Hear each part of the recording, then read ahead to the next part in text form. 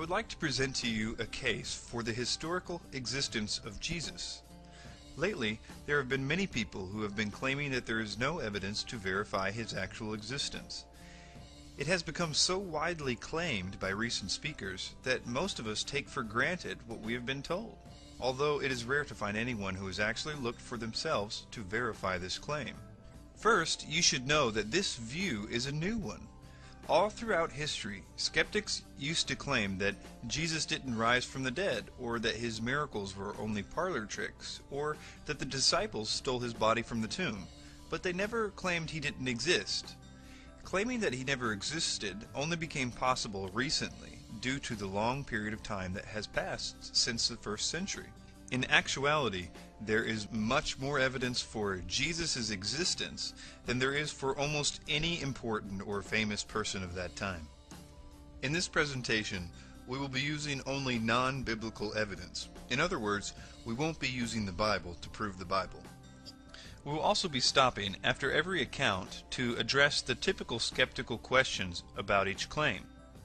I warn you though, if you watch this video you will no longer be able to believe that there is no evidence for the existence of Jesus, and you might even start to question the integrity of the research of those that have told you that there isn't. I will be quoting from a website called thedivineevidence.com, and I will link it in the description section of this video. Cornelius Tacitus lived from 55 to 120 AD. Tacitus was a 1st and 2nd century Roman historian who lived through the reigns of over half a dozen Roman emperors. Considered one of the greatest historians of Rome, Tacitus verifies the biblical account of Jesus' execution at the hands of Pontius Pilate, who governed Judea from 26 to 36 AD during the reign of Tiberius. Tacitus writes the following: Christus, the founder of the Christian name, was put to death by Pontius Pilate, procurator of Judea in the reign of Tiberius. But the pernicious superstition, repressed for a time, broke out again, not only through Judea, where the mischief originated, but through the city of Rome also. It would confirm the following: that Jesus did exist, that he was the founder of Christianity, that Jesus was put to death by Pilate, that Christianity originated in Judea with Jesus, and that Christianity later spread to Rome. Skeptic Interjection 1. Could Tacitus have taken his information from Christian sources? Answer: because of his position as a professional historian and not as a commentator, it is more likely that Tacitus referenced government records over Christian testimony.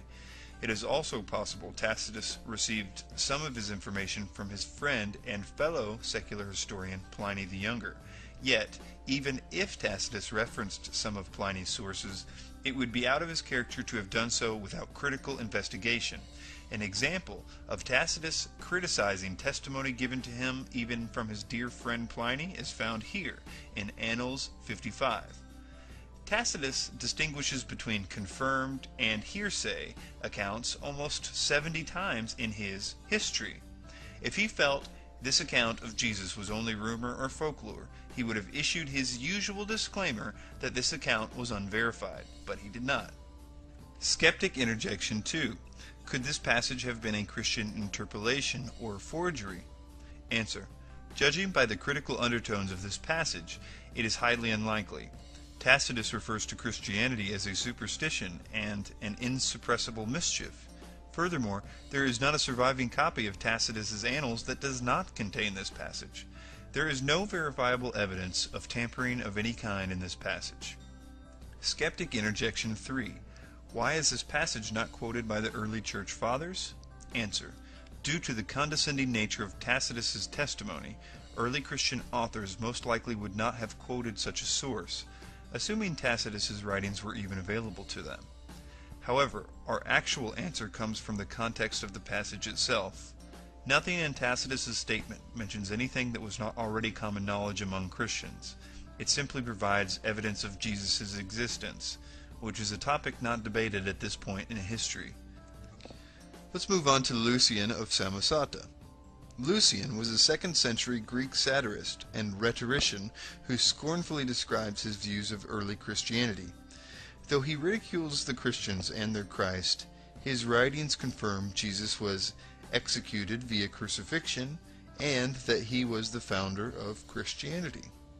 He says, "The Christians, you know, worship a man to this day, the distinguished personage who introduced their novel rites and was crucified on that account. It was impressed on them by their original lawgiver that they are all brothers from the moment that they are converted and deny the gods of Greece and worship their crucified sage, and live after his laws."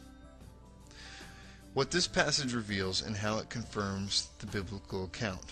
1. That Jesus did exist. 2. That Jesus was the founder of Christianity. 3. Jesus was worshipped by his followers. And 4. That Jesus suffered death by crucifixion. Skeptic Interjection 1. Can we consider Lucian's testimony reliable, due to the source being a literary work? Answer. Lucian's comments revolved around historical events. In Lucian's work, The Way to Write History, he openly criticizes his contemporaries, who distort history to flatter their masters or those who fill in historical gaps with their personal conjecture. He writes, "The historian's one task is to tell the thing as it happened. He may nurse some private dislikes, but he will attach far more importance to the public good and set the truth high above his hate. For history, I say again, has this and only this for its own. If a man will start upon it, he must sacrifice to no God but truth. He must neglect all else." Skeptic Interjection 2. Is it possible Lucian received his knowledge from Christian sources, or that this passage is an interpolation or forgery? Answer. Seeing how adamant Lucian was in regards to historical accuracy and critical investigation, our answer is an emphatic no. As to the passage being a Christian forgery, chances are that the reference to Jesus would be far more favorable if this were so. Lucian refers to Jesus only as a man, a lawgiver, and a sage. Human, not divine descriptions. He never once refers to Jesus as a god. Furthermore, there isn't anything in the above statement that reveals what wasn't already known. It merely asserts that Jesus lived, preached, and died. Remember, at this time, Christians were trying to prove Jesus' divinity, not his existence. Next, we're going to look at Flavius Josephus. And before we get started on the details of Josephus, I'd like to make a personal comment. And that is that I've heard for a very long time that this Josephus quote was an obvious forgery. But if you look into it, you'll find that there are really only two different versions of this particular account of Josephus's talking about Jesus. He actually talks about Jesus in another account that's not disputed, but this particular one is. And what you'll find is that there's really two versions, and they don't really differ in anything important, at least when we're arguing Jesus' existence, because they both admit that he existed, that he was crucified by Pontius Pilate, that he had many followers, both Jews and Gentiles, and that he performed what Josephus calls wonderful works. I think one reason that this particular passage of Josephus has been singled out for accusations and even misinformation is that it's a very good account from a very prominent historian who lived at that time and would have probably interviewed the apostles themselves. All of that being said, there is a lot to debate and to talk about this particular passage and the other passage that Josephus mentions Jesus in. So let's look into it. This is what was written. Now, there was about this time Jesus, a wise man, if it be lawful to call him a man, for he was a doer of wonderful works, a teacher of such men as received the truth with pleasure. He drew over to him many of the Jews and many of the Gentiles. He was the Christ. And when Pilate, at the suggestion of the principal men among us, had condemned him to the cross, those that loved him at first did not forsake him, for he appeared to them alive again the third day, as the divine prophets had foretold these and 10,000 other wonderful things concerning him. And the tribes of Christians so named for him are not extinct at this day. This is what the other version reads. Now, there was about this time Jesus, a wise man, for he was a doer of wonderful works, a teacher of such men as received the truth with pleasure. He drew over to him both many of the Jews and many of the Gentiles. And when Pilate, at the suggestion of the principal men among us, had condemned him to the cross, those that loved him at first did not forsake him, and the tribes of Christians so named from him are not extinct to this day. Skeptic Interjection 1. This passage contains proclamations in Orthodox Jew would not make, such as Jesus being the Christ. Answer: in other translations, Greek and Arabic, the suspicious statements contain disclaimers such as Jesus who was believed to be the Christ and it has been reported. This presents the theory that Josephus was recording the beliefs regarding Jesus and not necessarily his personal opinion, as a responsible historian should do. If anything, it could lead to the speculation that Christian authors did not add to the text, but rather edited it by deleting the disclaimers. You should also realize that the earliest versions of Antiquities contain this passage as it is presented in the first case. The objection usually is that the earliest copy is not until the 10th century. However, we do have several citations of this passage by other authors prior to the 10th century. Skeptic interjection 2. Early Christian authors like Origen and Justin Martyr do not mention this passage in their writings. Answer: I'm not sure what the motive behind this objection is, because Origen does reference the other passage by Josephus, yet critics claim the reference is too late to be reliable. But, for the argument's sake, if we assume this passage did exist in the form most scholars believe it did, the early church fathers might not have felt the need to refer to it. The original passage serves as evidence for the historicity of Jesus, a topic not debated at this point, as the burden of proof revolved around his divinity. We will now examine the second passage given to us by Josephus. Fortunately, it is not surrounded in as much controversy. It says, "So Aeneas assembled a council of judges, and brought before it the brother of Jesus, the so-called Christ, whose name was James, together with some others. And having accused them as lawbreakers, he delivered them over to be stoned." Skeptic interjection 1. Is it possible this passage was a forgery by early Christians? Answer: it must be noted that no copy of Antiquities has ever surfaced without the above text quoted as it is above. Critics are suspicious of the so-called Christ statement, yet this reference, rather than the Christ, shows Josephus was not condoning the belief, but simply documenting it. Also, this passage concerns the actions of the priest Aeneas. Jesus and James were not even the primary focus of this verse. Lastly, this passage is cited in other early works which attest to its authenticity. Even if we dismiss the disputed works in Josephus's testimonium, we still see he testifies to a number of things in the above two passages. 1. That Jesus lived in the first century. He performed miracles. Some believed Jesus to be the Christ. He was a teacher. He had many followers. He was tried by Pilate. He was crucified. He was the founder of Christianity. And James was the brother of Jesus. Next is Pliny the Younger. Pliny the Younger admits to torturing and executing Christians who refused to deny Christ. Those who denied the charges were spared and ordered to exalt the Roman gods and curse the name of Christ. Pliny addresses his concerns to Emperor Trajan that too many Christians were being killed for their refusal to deny their faith. He says, "I asked them directly if they were Christians. Those who persisted, I ordered away. Those who denied that they were or ever had been Christians worshipped both your image and the image of the gods and cursed Christ. They used to gather on a stated day before the dawn and sing to Christ as if he were a god. All the more I believed it necessary to find out what was the truth from 2 servant maids, which were called deaconesses, by means of torture. Nothing more did I find than a disgusting fanatical superstition.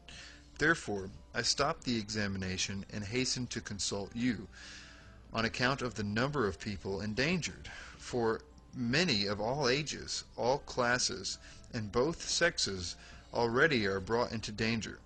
In Pliny's letter to Emperor Trajan. Though Pliny states some of the accused denied the charges, a recurring theme in the correspondences between Pliny and Trajan is the willingness of the true believer to die for Christ.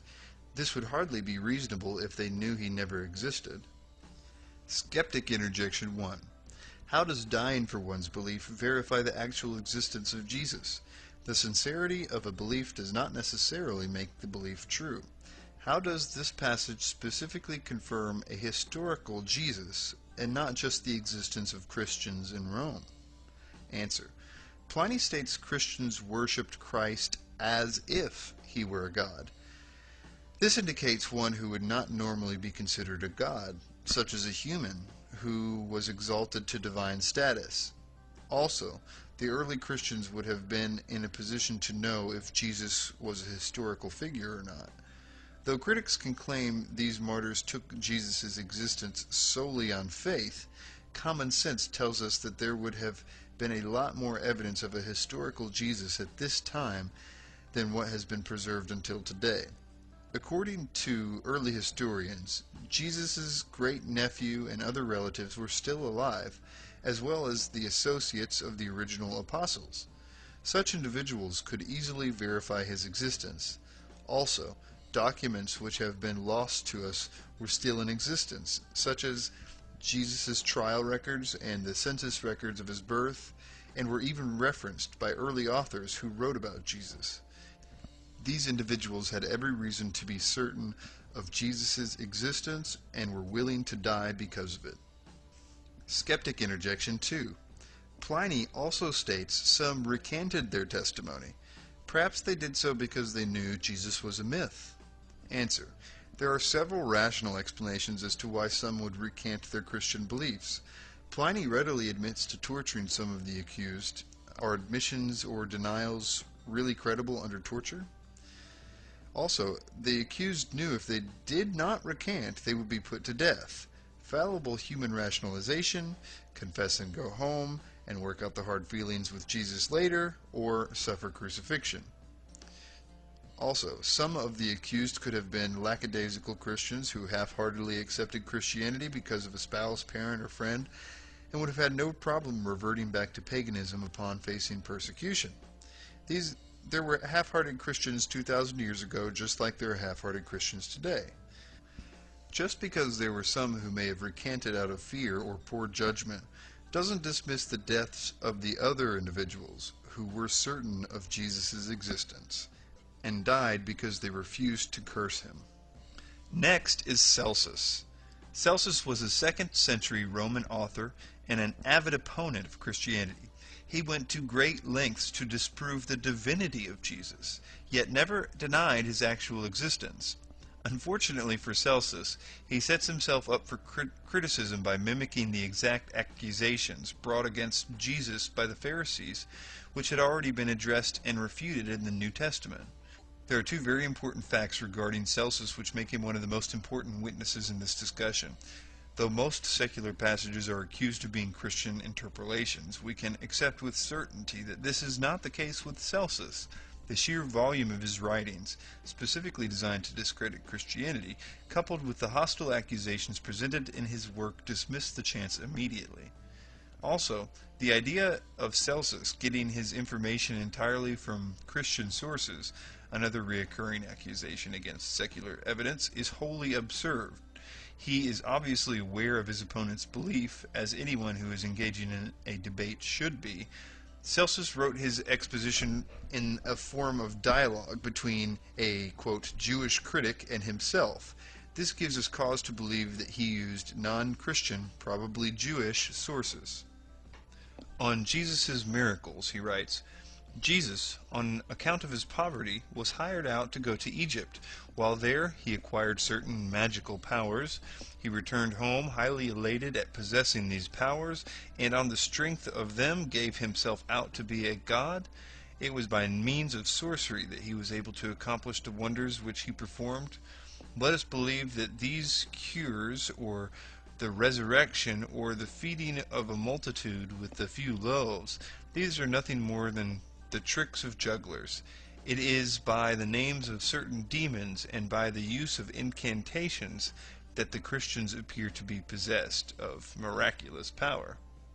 Not only does Celsus confirm Jesus' existence here, he also tries to debate the source of his miracles.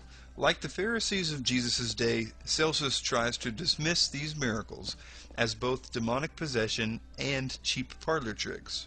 However, he is clearly grasping at straws. On one hand, Celsus accuses Jesus of performing magic learned in Egypt, then later states it is by the power of possession, then states the miracles were not really miracles at all, but were illusionary tricks performed by a deceiver, then finally states that the miracles never occurred. On the virgin birth, he writes, Jesus had come from a village in Judea, living by the work of her hands. His mother had turned out by her husband, who was a carpenter by trade, on being convicted of adultery with a Roman soldier named Penthria. Being thus driven away by her husband and wandering about in disgrace, she gave birth to Jesus, a bastard. Celsus acknowledges Jesus' birth and existence, but does not accept the concept of a virgin conception. He tries to dismiss Mary's premarital pregnancy as a result of an affair she had with a Roman soldier. Strangely enough, there is a very similar passage in the Jewish Talmud, which makes the same accusation.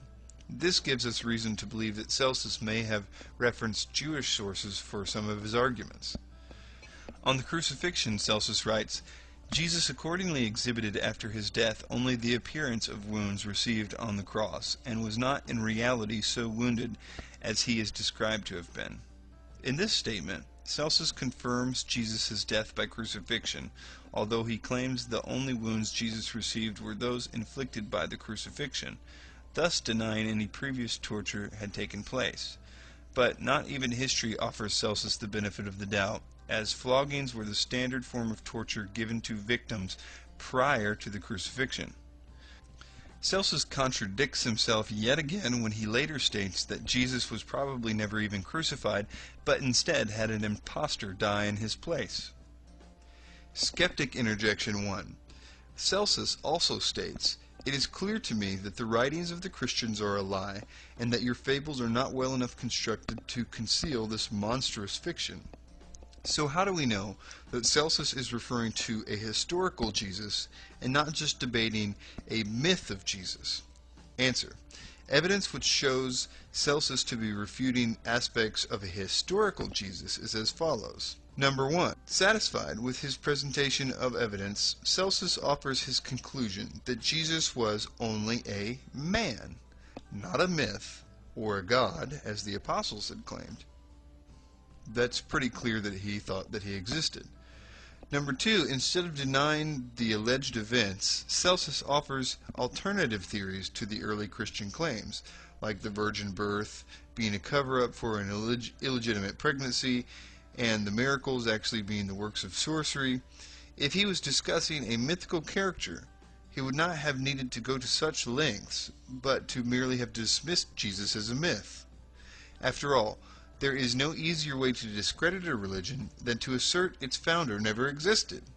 Of course, this is the argument Celsus never makes. Number 3.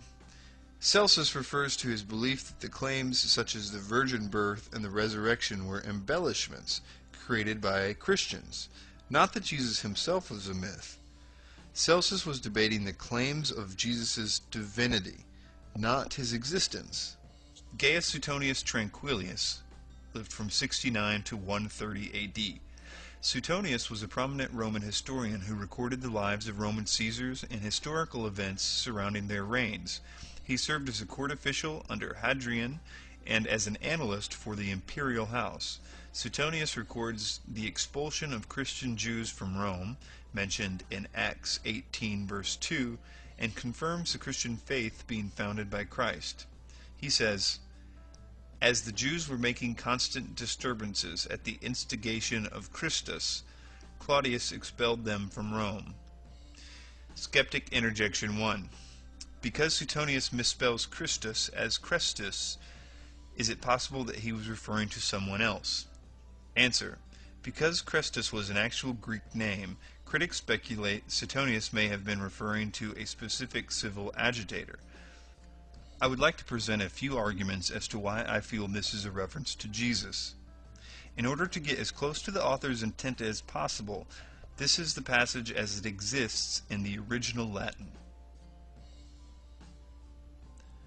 Suetonius seems to imply the word Christus as a title, not as a reference to a particular rebel.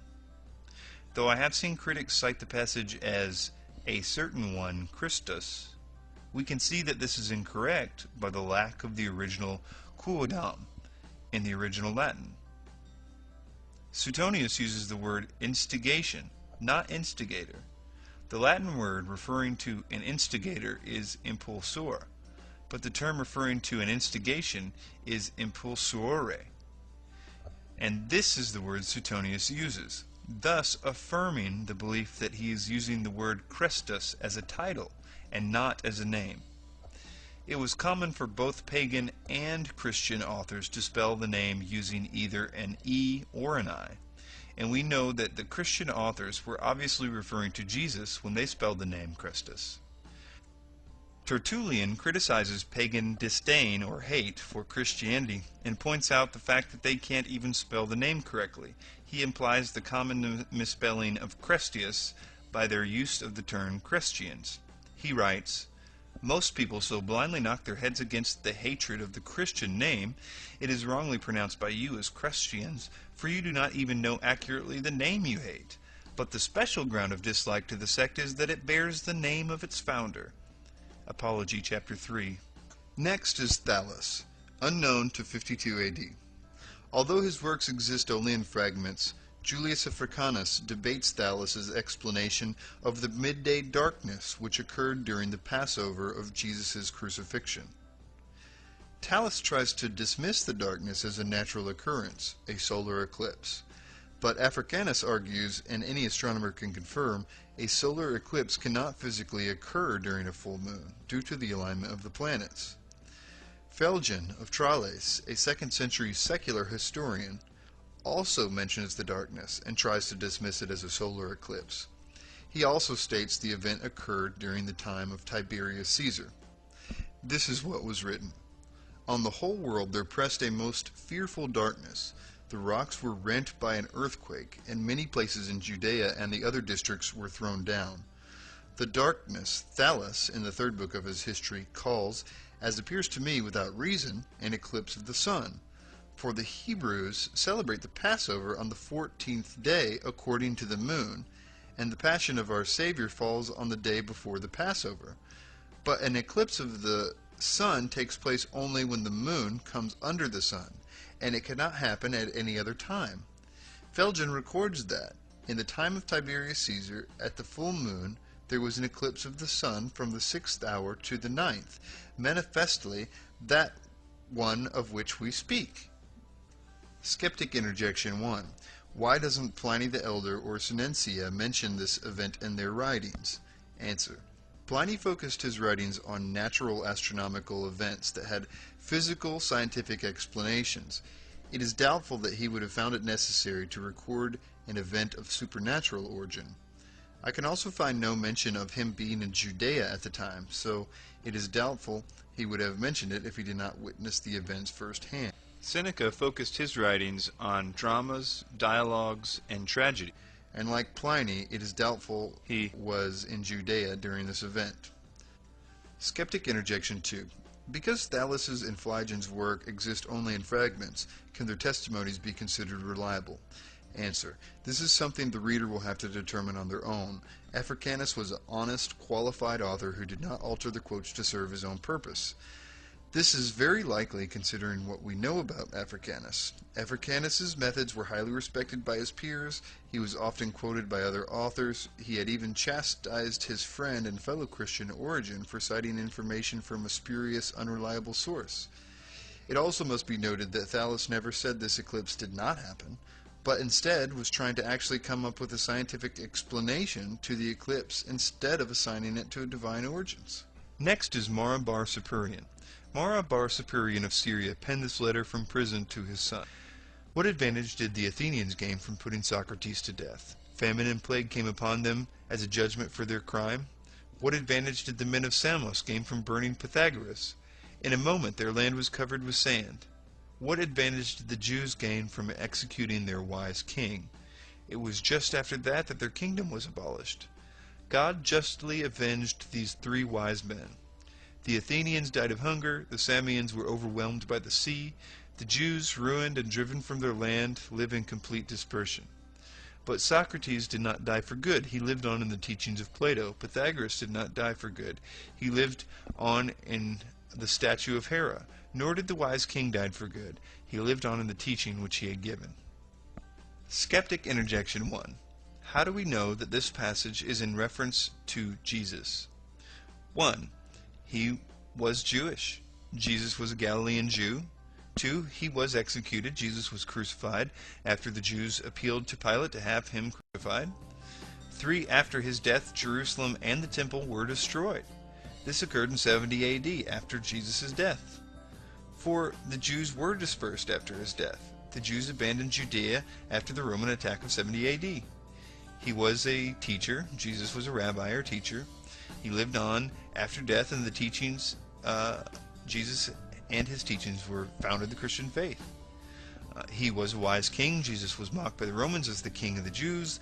The messianic prophecies fulfilled by Jesus referred to the coming Messiah as king. Christians believed that Jesus was their spiritual king. Jesus was born of the royal line of King David. And, of course, he was Jewish. Now, moving on to the Babylonian Talmud. The Babylonian Talmud is an ancient record of Jewish history, laws, and rabbinic teachings compiled throughout the century. Though it does not accept the divinity of Jesus, it confirms the belief that he was hanged, an idiom for crucifixion, on the eve of the Passover. It says, "On the eve of the Passover, Yeshu," some texts say Yeshu the Nazarene, "was hanged," which means crucified, 40 days before the execution. A herald went forth and cried, "He is going forth to be stoned, because he has practiced sorcery and enticed Israel to apostasy. Anyone who can say anything in his favor, let him come forward and plead on his behalf." But since nothing was brought forward in his favor, he was hanged on the eve of Passover. Skeptic Interjection 1. How can we know that the Talmud is documenting Jesus' existence and not only stating the rumor surrounding a myth? Answer. In the above excerpt, the Talmud mentions Jesus' ability to perform miracles, but tries to dismiss it as sorcery. If the writers were simply refuting myth, they would most likely have dismissed the tale as a rumor, not assign alternate theories to defend their position. Skeptic Interjection 2. How can we know that this passage is a reference to Jesus and not another individual with the name Yeshu? Answer. Though it is possible this passage could refer to another individual, we know Jesus was killed during the Passover. We know he was crucified, a Jewish idiom for hanged. We know he was accused of practicing sorcery by the Pharisees for his miracles. And he was ultimately arrested for the sin of blasphemy, enticing Israel to apostasy. Furthermore, there are other translations which read Yeshu the Nazarene, which give us even more reason to believe that this passage pertains to Jesus. There are many more accounts that refer to Jesus and his existence from the 1st and 2nd century. And this, of course, does not include the many books and letters contained in the New Testament, where even the critics agree it was penned by at least 5 different authors. So we're talking about different letters from different times, claiming to be, in some cases, eyewitness accounts of the historical happenings of the events of this man's life. Some common questions are, why is there no physical evidence or personal writings to verify Jesus' historicity? The Bible has been accused on several occasions of committing historical errors, but has later been proven accurate through archaeological finds. For instance, the Old Testament mentions a tribe of people known as the Hittites. Skeptics pointed out that there was no such civilization in history, yet in the 19th century, records of the Hittites were discovered within Assyrian ruins. Today, we know a lot about the Hittites, such as their language, craftsmanship, geography, and empire chronology. The New Testament mentions the Pool of Bathsheba as a place where Jesus healed a paralytic. No such location was known to exist until it was discovered in Jerusalem as a place where the sick would gather to seek healing. Just because an artifact has not yet been recovered does not mean none exists. In regards to personal writings, Socrates, for example, exists only in the writings of his students. There is not a single document still in existence that contains his original works. If we apply the same logic with Socrates, skeptics use to determine Jesus' historicity, we must assume Socrates was a figment of the imagination of his students. But if we are to accept Socrates as a historical figure based on 4 secondary accounts, we must also accept Jesus as a historical figure whose life was documented by his disciples, historians, and those who rejected his divine claims. In conclusion, a lot of evidence has been presented during this discussion to confirm Jesus Christ as a historical figure. We have viewed accounts taken from numerous authors of different theological backgrounds, and we have answered some common skeptic questions concerning Jesus' historicity. I purposely avoided using biblical evidence to support the existence of Jesus because that would be using the Bible to prove the Bible. Instead, we focused this study on extra-biblical sources.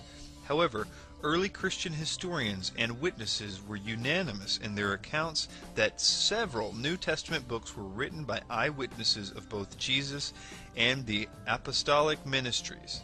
If these authors were indeed eyewitnesses, we can believe that they also provide evidence to the historicity of Jesus. Some readers may be satisfied with such evidence, some may not. Whatever the case, I encourage you to examine all the facts for yourself before reaching your conclusion.